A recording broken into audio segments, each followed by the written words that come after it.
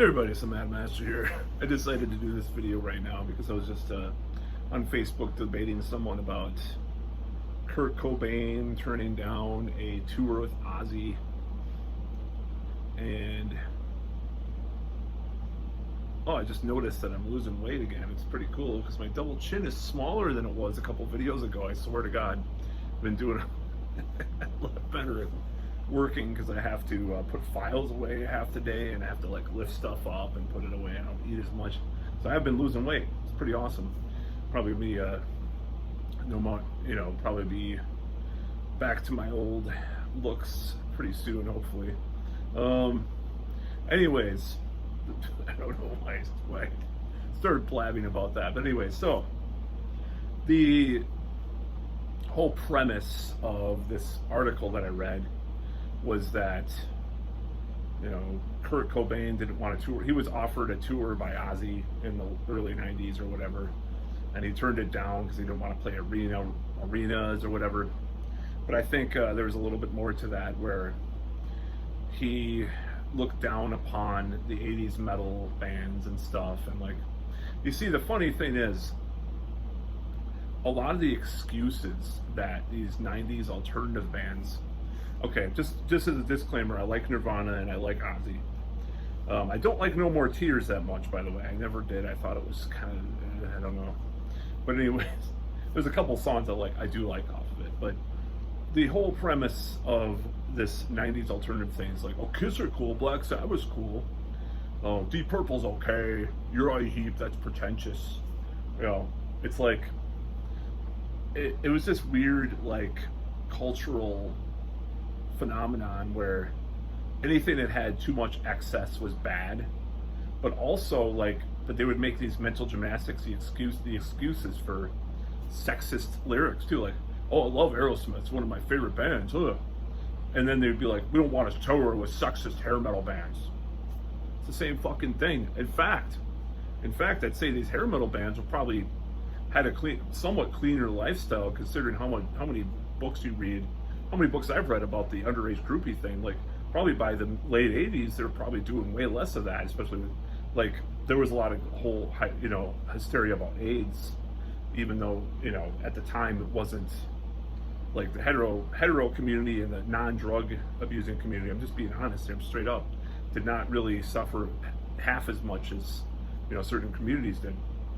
So anyways, so there was a little bit of too much hysteria in a way, like, but I didn't want to encourage unprotected sex back in the 80s. If people take this video in a time machine or something like that, I'm just saying. So I'm just saying things were starting to be more calmed down and careful. I'm sure there was still huge groupie culture by then, but the whole point being is, like, the 70s were worse as far as treating women badly in bands.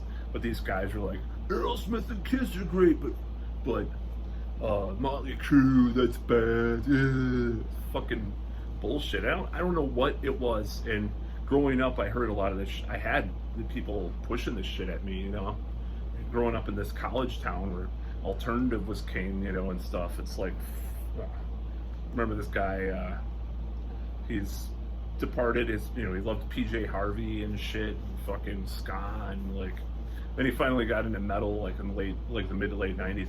But anyways, I don't know, but he's, rest in peace, this guy that died. It's sad. But he was pretty smug about metal, like anybody, like most people he was a friend of mine too. He didn't care that I was into metal. Some people did though, but it was bad. I'm just being honest, it was fucking bad, okay? But, so this whole story just reminded me though, that, and someone else died, they're dropping like flies. This is really morbid, and I do not want to take away the tragedy that's happening with a lot of these older musicians and stuff, but it seems like these grunge guys, these alternative guys, are dying at a faster rate than the old hair metal dudes. And I'm not trying to laugh at tragedy, but it's like, what I'm trying to say is that they lived a far worse lifestyle in general,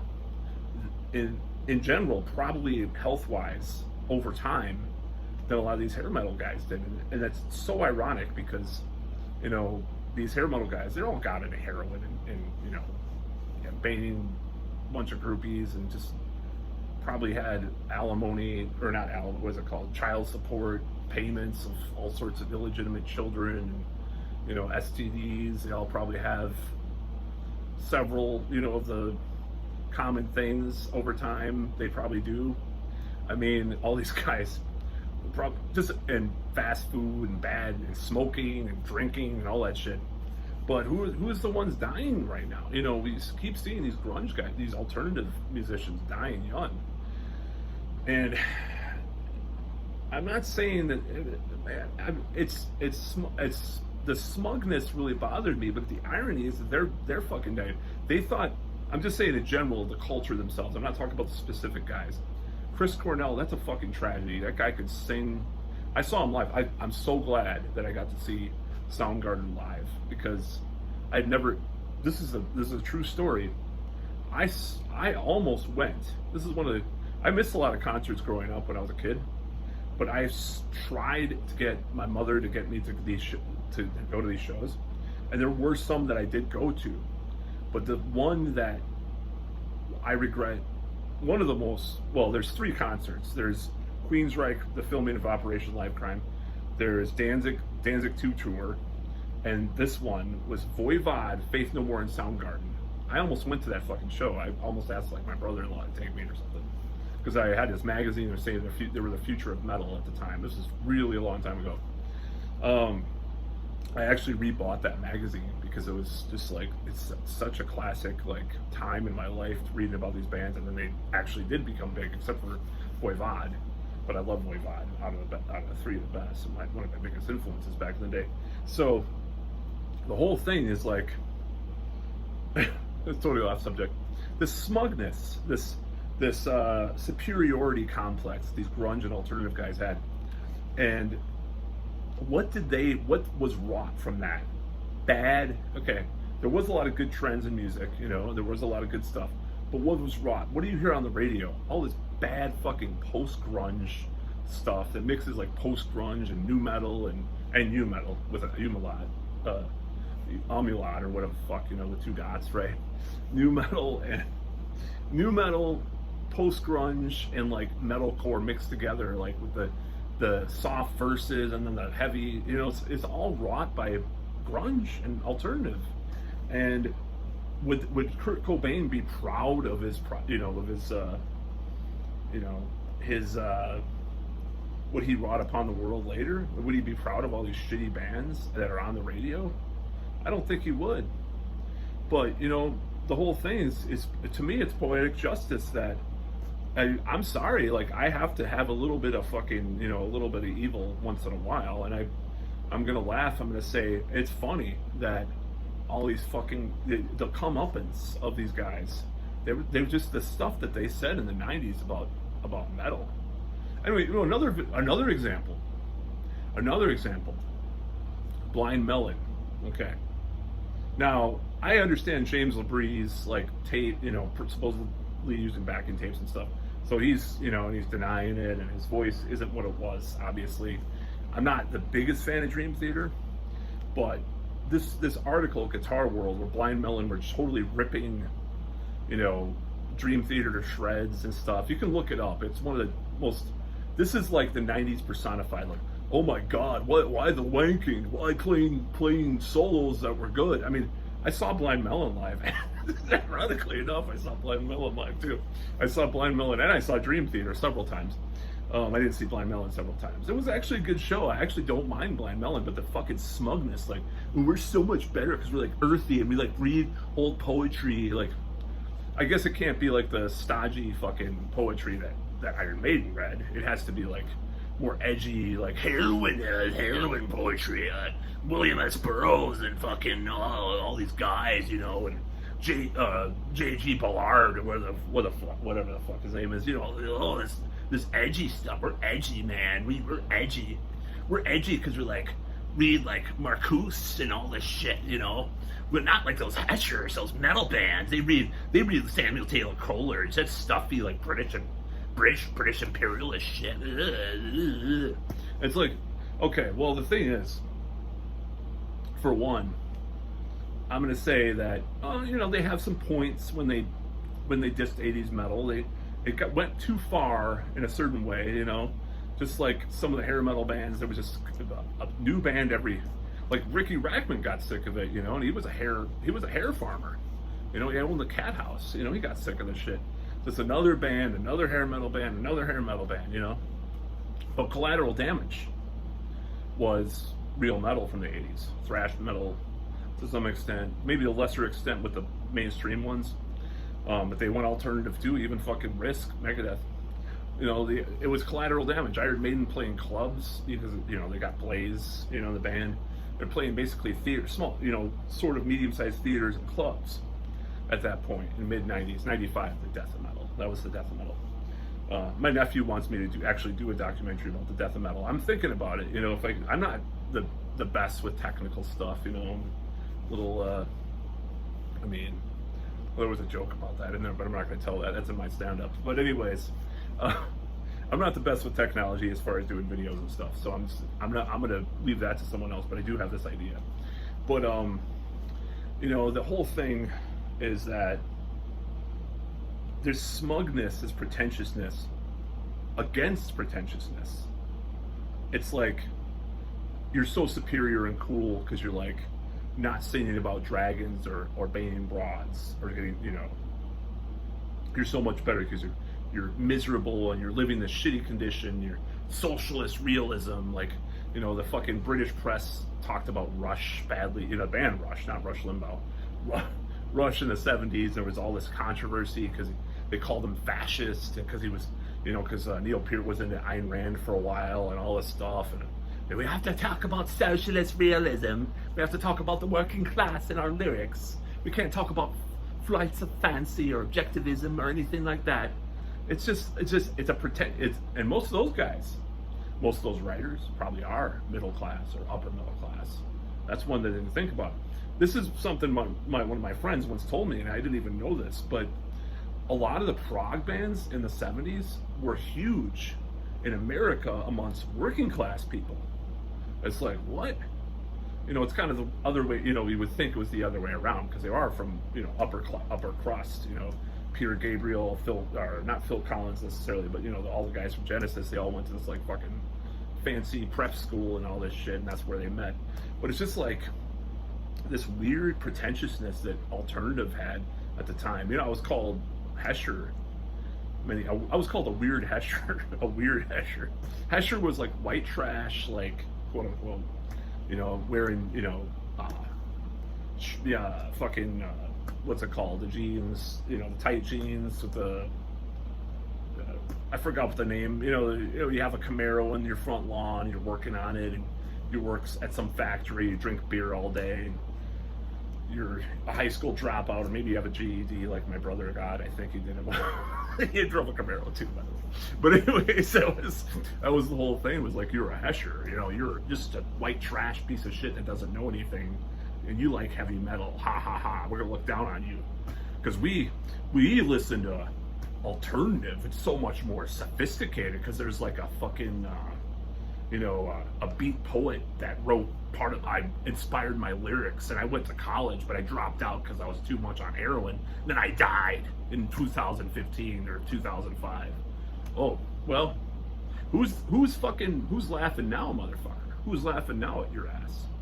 You know, Shannon Hoon died, you know, of heroin or whatever. Fucking, you know, just like the whole Blind Melon thing, they thought they were great. Dream Theater's still touring. Didn't they win a Grammy or something recently or some shit for some off? The Grammys are fucking weird. They'll give like a Grammy to someone like years later for a metal band for some off song or album. Like I think Priest got it for some kind of live record that was not even that popular. It's just really weird. It's in Rock and Roll Hall of Fame as shit too. But you know, it's like who's laughing now? Is my whole point. Who's laughing at the Heshers now? You know, who is superior now? I mean, these guys are fucking. I heard about more like grunge bands. The Screaming Trees guy died too, and that's sad. I don't think he was like into that kind of culture, like bashing bands and stuff. But I know all these guys too. And Dave Grohl, you know, I know for a fact that he was partaking in that in the 90s too, you know. Oh God, we would never, so I don't know what, I'm just blathering about this whole thing, but it's just, the whole point is that this whole alternative versus metal thing, like with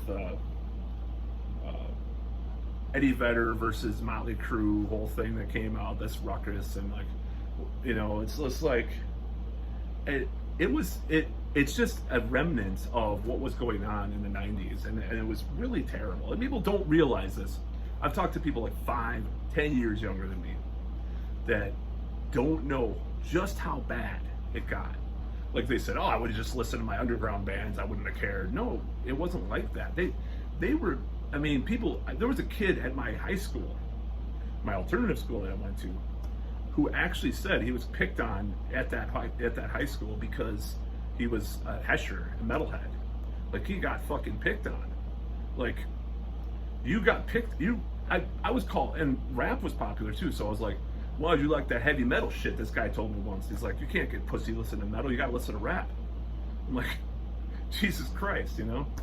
And people were just, you know, I was picked on for liking metal, you know? It's like, metal used to be like a badass thing. Like, you wouldn't fuck with the kid that liked heavy metal. Then it became like a geek thing, you know? Sort of a little bit mixture of both. The trashier type of thing and the geek thing, like, mixed together. Kind of like the Columbine kids were kind of like, I don't know, they were metal, they were more industrial goth, but whatever. But anyways, I'm blathering. So the whole point is that the hair metal bands, I mean, Bon Jovi sounds like shit, right? But hair metal bands they've survived pretty unscathed from the lifestyle that they've lived. I mean, relatively to the grunge guys, they're dropping like fucking flies, and half the singers are dead, and half these guys are dying and shit. I hear about more there was someone who died recently. I can't remember who it was. Not the Foo Fighters guy. That guy wasn't. I mean, obviously that guy was in Foo Fighters. Foo Fighters, I think they're corporate rock. I don't think they're alternative. Like, I'm talking about guys from back in the day and people back in the day.